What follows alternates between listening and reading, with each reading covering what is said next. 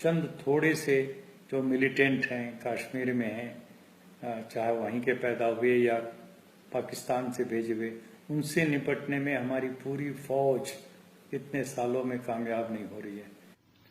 बिस्मिल्लाहिर्रहमानिर्रहीम। एनआरसी एक ऐसा काला कानून जो भारत में लागू किया जाना है, जिसके चलते तकरीबन 25 से 30 लाख भारतीय मुसलमानों को मुल्क से निकाला जा सकता है।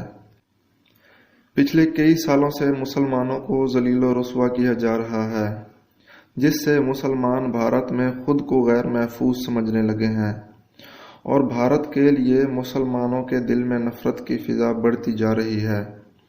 भारतीय मुसलमानों को दलितों से भी निचला दर्जा दिया जा रहा है और ऐसी फिजा पैदा करने का अंजाम बेहद भयानक हो सकता है।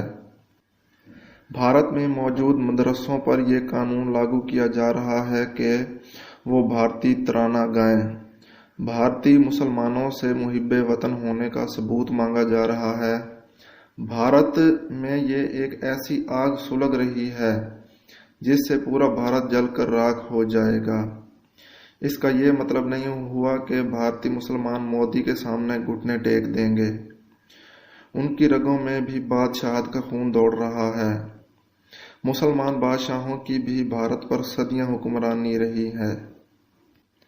अगर मुसलमानों का खून खौल उठा तो फिर से भारत पर मुसलमानों की हुकूमत आ जाएगी और हिंदुत्व का नामो निशान मिट जाएगा।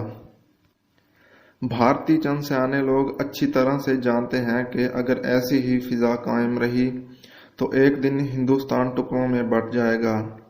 भारतीय हिंदू पंडित ने भी मोदी को खबरदार किया है कि कश्मीर के चंद मुजाहिदीन से हमारी सारी फौज नहीं जीत पा रही, तो अगर भारत के कोने कोने और गली गली से सारे मुसलमान मुत्तहिद हो गए तो तब हम क्या करेंगे।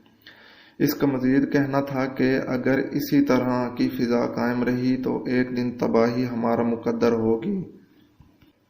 इसीलिए मैं मोदी से दरख्वास्त करता हूं कि इस कानून को वापस ले लिया जाए। दोस्तों, अगर आपको हमारी वीडियोस अच्छी लगती हैं तो इनको लाइक कर और हमारे चैनल को सब्सक्राइब कर लें ताकि हम इसी तरह मोदी के प्रोपेगेंडा को बेनकाब करते रहें। अल्लाह हाफिज। उपराष्ट्रपति हामिद अंसारी ने जाते जाते जो बात कही वो बहुत सही बात कही थी। पिछले कई वर्षों से, खास करके बीजेपी की हुकूमत में आने के बाद, और जो संघ परिवार ने एक अभियान सा छेड़ा हुआ है पूरे देश में, वो साफ दिखाई पड़ता है और उसका नतीजा दिखाई पड़ रहा है कि मुसलमानों में असुरक्षा की भावना आ रही है। उन्हीं को टारगेट किया जा रहा है ज़्यादा से ज़्यादा, और इसका दुष्परिणाम ये होगा कि उनमें एक एलियनेशन, जिसको अलगाववाद की भावना आएगी। अब उनके मदरसों के लिए कहा जा रहा है कि वो राष्ट्रगीत गाएं और वो वंदे मातरम बोलें और आज़ादी का सारा फिर वीडियो करवाएं। ये जो योगी आदित्यनाथ जी का फैसला है, उनकी सरकार का, ये देशभक्ति का एक बार सबूत मांग रहा है। मुस्लिम बच्चों से मांग रहे थे। सब बच्चों के लिए ये बात होती पूरे यूपी के अंदर तो शायद इतनी शिकायत की गुंजाइश ना होती, लेकिन केवल मदरसों के बच्चों के लिए, अर्थात मुस्लिम बच्चों से देशभक्ति का सर्टिफिकेट मांगना और उसकी रिकॉर्डिंग करवाना, ऐसा लगता है कि जैसे ये सरकार आमादा है। बीजेपी की, एनडीए की ये सरकार, चाहे प्रांतों में हो चाहे वो केंद्र में हो, ये आमादा है मुसलमानों को ये एहसास कराने के लिए कि तुम पूरे पक्के देश के नागरिक नहीं हो, तुम्हारी नागरिकता संदिग्ध है, तुम्हारी देश के प्रति वफादारी वो डाउटफुल है। ये एहसास कराते कराते आप देश को कहां ले जाएंगे मोदी जी।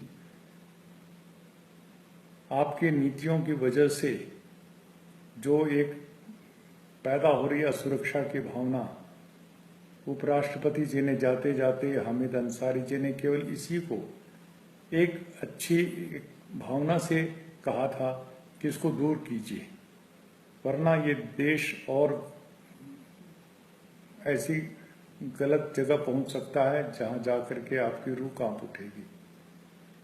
आपकी सरकार ने खुद कहा, गृह मंत्री राजनाथ सिंह जी ने कहा, सबने कहा कि आईएसआईएस के सारे भड़कावे बातों के बावजूद भारत से बहुत कम मुसलमान गए, बहुत कम, उंगलियों पर गिनती के लायक, उसको शामिल होने के लिए।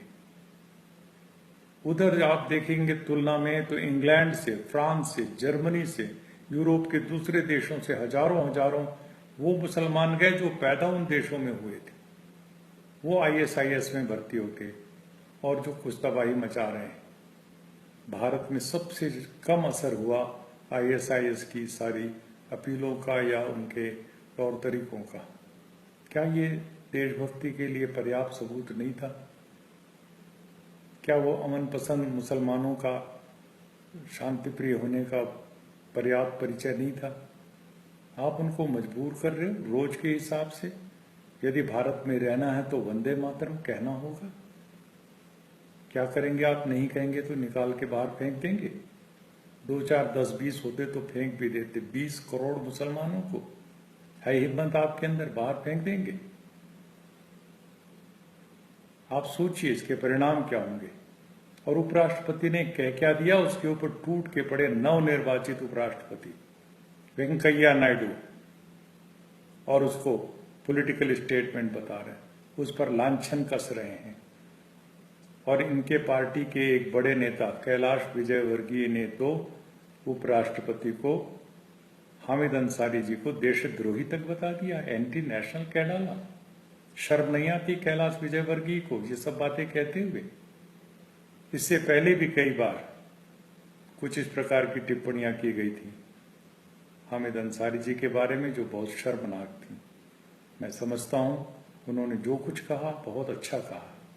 सर्वपल्ली डॉक्टर राधाकृष्णन को कोट करते हुए कहा, जो एक फिलोसोफर राष्ट्रपति थे हमारे देश के।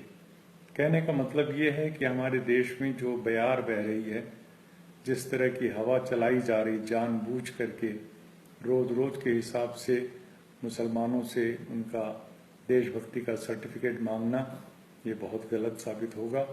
इसमें यदि अलगाव पैदा हो गया तो खुदा न खास्ता बहुत भारी पड़ जाएगा। चंद थोड़े से जो मिलिटेंट हैं कश्मीर में हैं, चाहे वहीं के पैदा हुए या पाकिस्तान से भेजे हुए, उनसे निपटने में हमारी पूरी फौज इतने सालों में कामयाब नहीं हो रही है।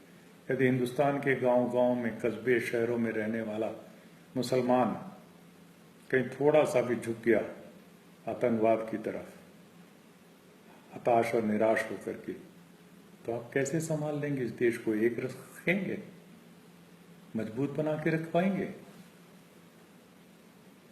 ये जो कोशिशें हो रही हैं बिल्कुल गलत हो रही हैं, और इसके लिए तत्काल प्रभाव से यह आदेश वापस लेना चाहिए। किसी को जबरदस्ती देशभक्ति का परिचय देने के लिए नहीं कहना चाहिए, और जबरदस्ती से कहलवाया हुआ वंदे मातरम या भारत माता की जय, ये सच्चाई नहीं होगी। जबरदस्ती से आप किसी को डरा धमका करके कुछ कहलवाते हैं तो वो सच्ची देशभक्ति नहीं हो सकती। सच्ची देशभक्ति तो चुपचाप रह करके भी दिखाई जाती, और वो हमारे सेना के जवान, चाहे वो हिंदू हो, मुस्लिम हो, और देश की आज़ादी में लड़ने वाले शहीद, चाहे वो राम प्रसाद बिस्मिल हो, अशफाकुल्ला खां हो, इन सब लोगों ने बहुत पर्याप्त परिचय दिया, देते रहेंगे।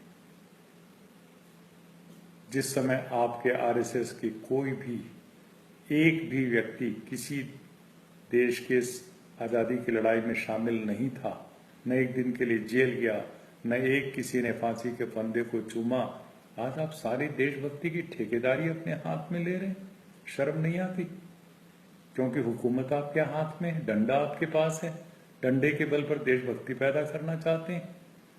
मुझे लगता है कि इन तरह की हरकतों का विरोध होना चाहिए, और समय रहते हुए ये सारी हरकतें बंद होनी चाहिए, वरना ये देश टूटन के कगार पर पहुंचेगा, और वो जो बिखराव होगा वो भारत और पाकिस्तान के टूटन से भी ज़्यादा भयंकर हो सकता है। और इसलिए मैं चेतावनी देना चाहता हूँ हुकूमत में बैठे हुए लोगों को, ऐसी हरकतों से बाज आएं। धन्यवाद।